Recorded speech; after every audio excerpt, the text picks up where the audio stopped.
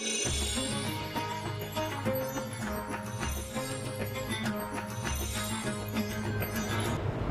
اللہ الرحمن الرحیم 21واں پارہ، اس میں اللہ تعالیٰ نے جو ہے شروع میں فرمایا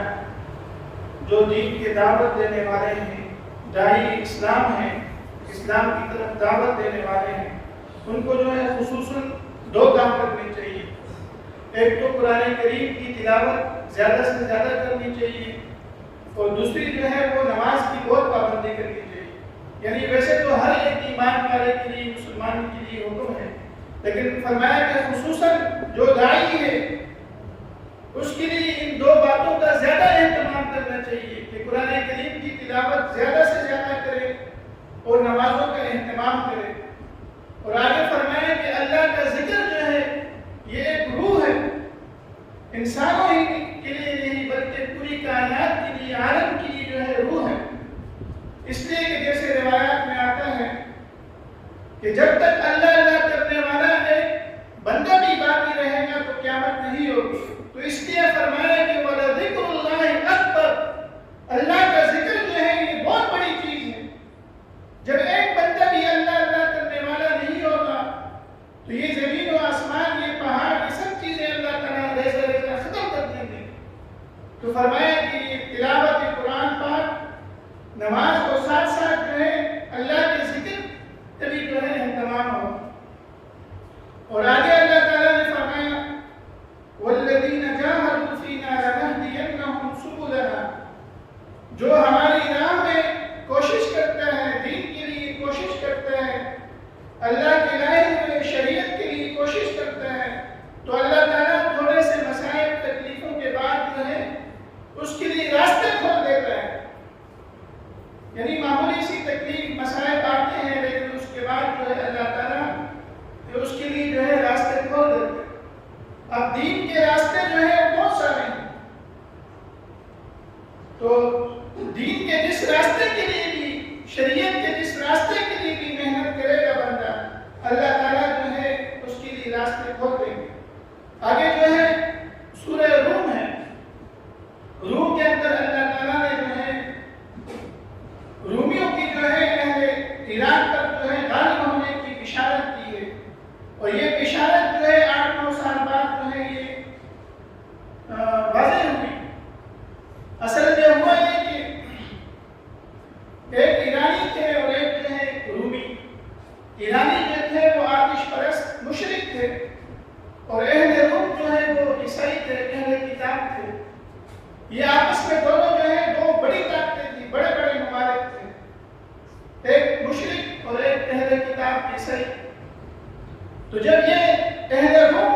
ایرانیوں پر غالب آتے تو مسلمانوں کو ذرا خوشی ہوتی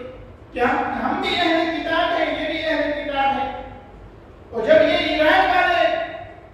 اہل روم پر غالب آتے کبھی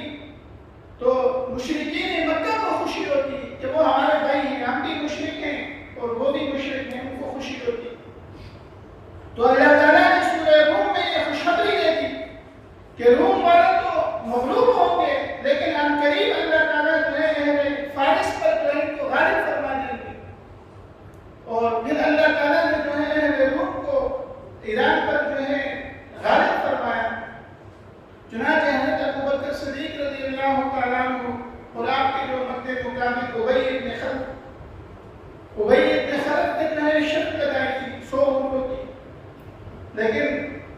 حضرت ابوبکر رضی اللہ تعالیٰ عنہ جو ہے وہ شرط جیت گئے تھے،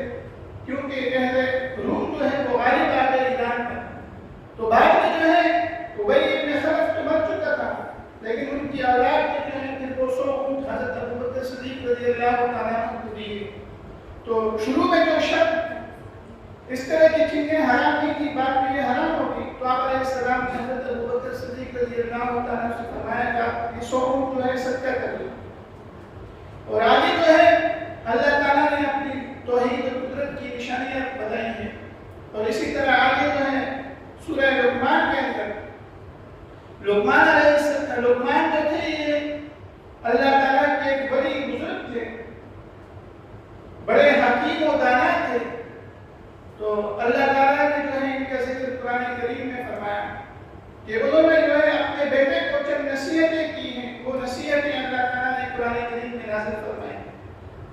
لقمان نے اپنے بیٹے کو وصیت کی کہ لا تشرک باللہ، اللہ کے ساتھ کسی کو شریک نہ ٹھہراؤ۔ کہ دنیا میں آنے کا جو سب سے پہلا ذریعہ ہے وہ اللہ کا حکم ہے،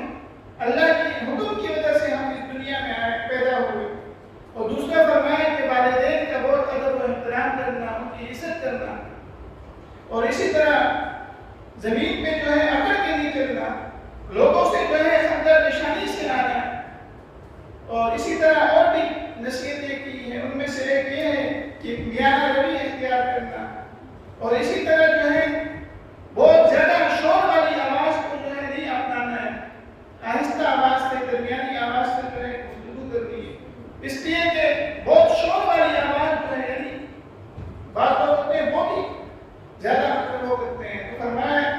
کہ اتنا زیادہ شور والی آواز جو ہے وہ ان انکر الاصوات لصوت الحمیر، یہ گدھوں کی طرح ہوتی ہے۔ اس لیے درمیانی آواز اور ہر کام میں جو ہے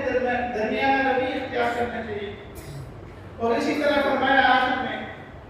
کہ 5 چیزوں کا علم جو ہے وہ خصوصاً اللہ تعالیٰ کو ہے، کہ بارش کب ہوگی یہ اللہ تعالیٰ کو علم ہے، ہاں ماں کے پیٹ میں کیا ہے یہ اللہ تعالیٰ کو علم ہے، بندہ کل کیا کمائے گا اس کو پتہ نہیں ہوتا، یہ اللہ کے علم میں ہے۔ بندہ رات کو سوتا ہے کل میں یہ کروں گا، لیکن اس کو علم نہیں کہ بندہ کل کیا کمائے گا اور بندہ جو ہے کہاں مرے گا۔ فرمایا کہ ان چیزوں کا علم جو ہے اللہ تعالیٰ کے پاس ہے۔ آگے جو ہے سورہ احزاب، اس میں جو ہے احزاب کا ذکر فرمایا کہ مشرکین جب غزوہ بدر اور احد میں ان کو شکست ہوئی تو وہ بڑی طاقت کے ساتھ 15,000 لوگوں کو جمع کر کے جو ہے وہ رسول اکرم صلی اللہ علیہ وسلم اور مسلمانوں پر حملہ آور ہوئے۔ تو آپ علیہ السلام نے صحابہ اکرام سے مشورہ کیا کہ کیا کرنا چاہیے، بڑی طاقت قوت سے وہ حملہ آور ہوئے۔ تو حضرت سلمان فارسی رضی اللہ تعالیٰ نے مشورہ دیا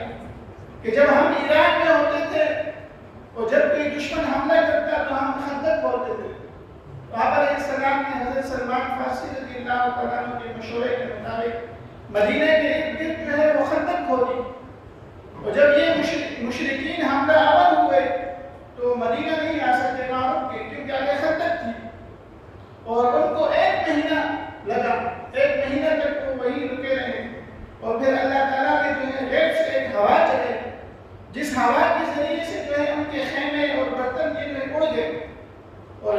اللہ تعالیٰ کی ایک غیبی مدد آئی مسلمانوں کو کہ وہ آپس میں کہنے لگے کہ بھاگو،